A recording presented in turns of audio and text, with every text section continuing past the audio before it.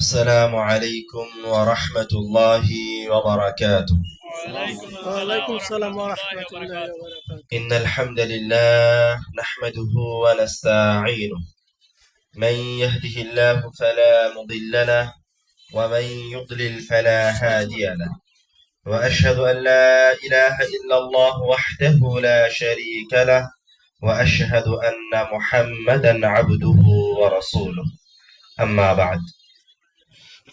যাবতীয় প্রশংসা ও গুণগান সেই মহান রব্বুল আলামিনের শানে নিবেদিত, যিনি আমাদেরকে এই মজলিসে উপস্থিত হয়ে আল্লাহ রব্বুল আলামিনের বাণী এবং রাসূল সাল্লাল্লাহু আলাইহি ওয়াসাল্লামের কথাকে শ্রবণের তৌফিক দান করেছেন।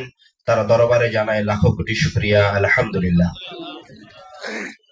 দরুদ ও সালাম বর্ষিত হোক প্রিয় নবী আহমদ মুস্তাফা মুহাম্মদ মুস্তাফা রাহমাতুল লিল আলামিন, এমন একজন নবী যার উপর একবার দরুদ পাঠ করলে বিনিময়ে আল্লাহ রাব্বুল আলামিন দরুদ পাঠকারীর 10টি গুনাহকে মাফ করে দেন, দরুদ পাঠকারীর উপর 10 বার রহমত বর্ষণ করেন, দরুদ পাঠকারীর মর্যাদাকে 10 স্তর উপরে উঠিয়ে দেন। এই মহামানবের উপর হাজারো দরুদ ও সালাম বর্ষিত হোক, সকলেই বলি সাল্লাল্লাহু আলাইহি ওয়াসাল্লাম। সময় সংক্ষিপ্ত হলেও ইনশাআল্লাহ আমরা মাগরিবের আগে আমাদের আলোচনার এক অংশ শেষ করে নেওয়ার চেষ্টা করব, বাকি যা থাকবে সেটা মাগরিবের পরে সম্পূর্ণ করব। ওয়া মা তাওফীকি ইল্লা বিল্লাহ। আমাদের আজকের সংক্ষিপ্ত সময়ের গুরুত্বপূর্ণ আলোচনার বিষয় আল্লাহ রাব্বুল আলামিন মহান, শক্তিশালী, শ্রেষ্ঠ যে সমস্ত ইবাদত রেখেছেন তার মাঝে এক অপরিসীম শক্তির অধিকারী, স্বতন্ত্র বৈশিষ্ট্যের অধিকারী একটা ইবাদতের নাম হচ্ছে দান সাদকা।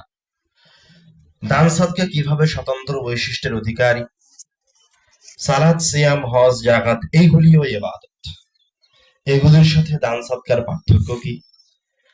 তাহাজ্জুদের সালাত আদায় করলে মহান রব্বুল আলামিনের কাছে প্রিয় একজন বান্দা হওয়া যায়, আল্লাহ রব্বুল আলামিনের কাছে প্রশংসিত হওয়া যায়, এ কথা ঠিক।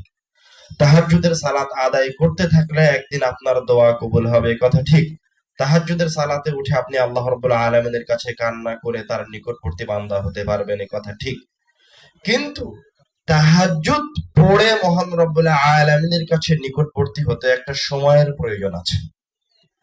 কিন্তু দান এমন একটা জিনিস, দান এমন এক বৈশিষ্ট্যের অধিকারী যে দান আপনি যখনই করেছেন তখনই দান তার কাজ করে ফেলেছেন। সুবহানাল্লাহ। কথা কি বুঝতে পারছেন? এটা হচ্ছে দানের একটা বৈশিষ্ট্য অন্যান্য ইবাদত থেকে।